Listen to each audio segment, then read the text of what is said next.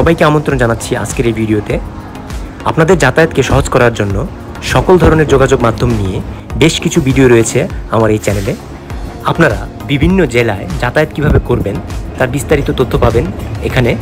বিশ্বের অনেক দেশেই যাতায়াতের অন্যতম মাধ্যম হচ্ছে রেলওয়ে। যেই জেলাগুলোতে আমরা রেলওয়ের মাধ্যমে সরাসরি যাতায়াত করতে পারি কিংবা অন্য কোনো নিকটবর্তী জেলায় নেমে সেই জেলাতে যেতে পারি, সেই ধরনের তথ্য নিয়ে বেশ কিছু ভিডিও রয়েছে আমার এই চ্যানেলে। তো আশা করি আজকের এই ভিডিওটি আপনাদের উপকারে আসবে। চলুন শুরু করা যাক আজকের এই ভিডিও।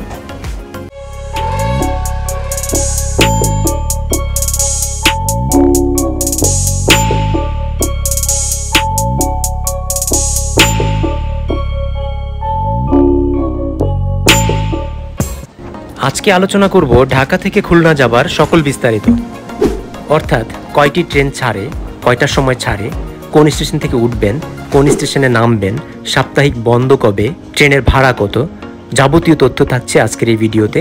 অত্যন্ত তথ্যবহুল একটি ভিডিও, সম্পূর্ণ ভিডিও দেখার অনুরোধ রইল। ঢাকার দুটি স্টেশন হতে আপনি বাংলাদেশের যে কোনো স্থানে ট্রেন যাত্রা করতে পারবেন। একটি হচ্ছে কমলাপুর রেল স্টেশন, আরেকটি হচ্ছে বিমানবন্দর রেল স্টেশন। অর্থাৎ এই দুটি স্টেশনে সকল ট্রেন যাত্রা বিরতি করে।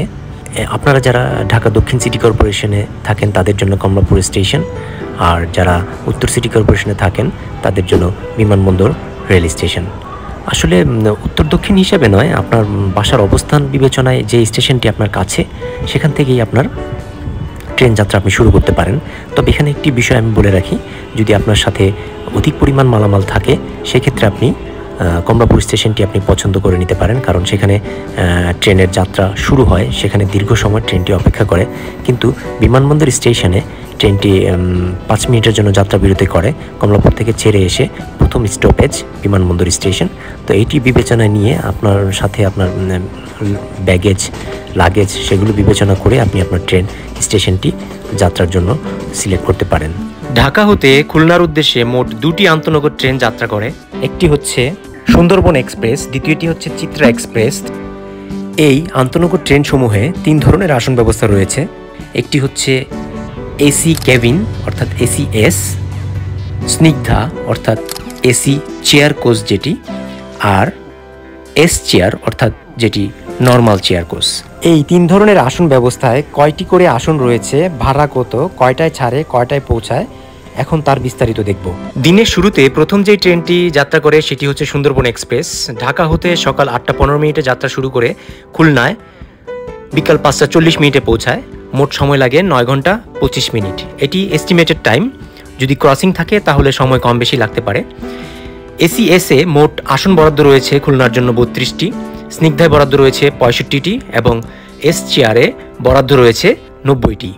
এসিএসে ভাড়া হচ্ছে 1156 টাকা, স্নিগ্ধায় ভাড়া 966 টাকা, এস চেয়ার অর্থাৎ নর্মাল চেয়ার কোচে ভাড়া 505 টাকা। দিনের দ্বিতীয় এবং শেষ ট্রেনটি হচ্ছে চিত্রা এক্সপ্রেস। চিত্রা এক্সপ্রেস ঢাকা হতে সন্ধ্যা 7টায় যাত্রা করে এবং খুলনায় রাত 3টা 40 মিনিটে পৌঁছায়। মোট সময় লাগে 8 ঘন্টা 40 মিনিট। এটি এস্টিমেটেড টাইম, ক্রসিং থাকলে সময় কম বেশি লাগতে পারে। স্নিগ্ধায় খুলনার জন্য আসন বরাদ্দ রয়েছে 100টি, শোভন চেয়ার কোচে আসন বরাদ্দ রয়েছে 221টি এবং এসি বার্থে মোট আসন বরাদ্দ রয়েছে 24টি। স্নিগ্ধায় ভাড়া 960 টাকা, শোভন চেয়ার নর্মাল চেয়ার কোচে ভাড়া 505 টাকা এবং রাতে এসি বার্থে ভাড়া 1731 টাকা। সুন্দরবন এক্সপ্রেসের সাপ্তাহিক বন্ধ বুধবার, চিত্রা এক্সপ্রেস মঙ্গলবার। আমাদের দেশে বিদ্যমান সকল ধরনের যাতায়াত ব্যবস্থার মধ্যে রেল যাতায়াত সবচেয়ে আরামদায়ক। আপনি গ্রাম বাংলার অপরূপ সৌন্দর্য দেখতে দেখতে যাত্রার সময়টি পার করতে পারবেন। পাশাপাশি ট্রেনে খাবারের সুব্যবস্থা রয়েছে। আর যদি ভাগ্য সুপ্রসন্ন হয়, মেঘ, বৃষ্টি, সূর্য অস্ত, সূর্য উদয় দেখারও সৌভাগ্য হতে পারে। বর্তমানে সবচেয়ে বড় বিষয় হলো বাংলাদেশ রেলওয়েতে শিডিউল বিপর্যয় অনেকাংশে কমে এসেছে। বর্তমানে যতটা সম্ভব বাংলাদেশ রেলওয়ে চেষ্টা করে সঠিক সময়ে যাত্রীদেরকে গন্তব্যে পৌঁছানোর জন্য। এই রুটে ট্রেনের টিকিটের চাহিদা অনেক, তাই আপনাকে পূর্বেই ট্রেনের টিকিট কেটে নিতে হবে। আপনি অনলাইনে কাটতে পারেন অথবা যে কোনো স্টেশনের কাউন্টারে গিয়েও কাটতে পারেন। অনলাইন এবং কাউন্টারে 11 দিন আগে থেকে টিকিট কাটা শুরু হয়। আপনি আপনার সুবিধামতো সময়ে টিকিট কেটে নেবেন। এই দুইটি আন্তনগর ট্রেনে আপনি 9 থেকে 9.5 ঘন্টায় খুলনায় পৌঁছে যাবেন। খুলনা স্টেশনটি শহরের প্রাণকেন্দ্রে বিধায় আপনি খুব সহজেই যে কোনো স্থানে চলে যেতে পারবেন। তো আশা করি এই ভিডিওটি আপনাদের যাত্রাপথে সহায়ক হিসেবে কাজ হবে।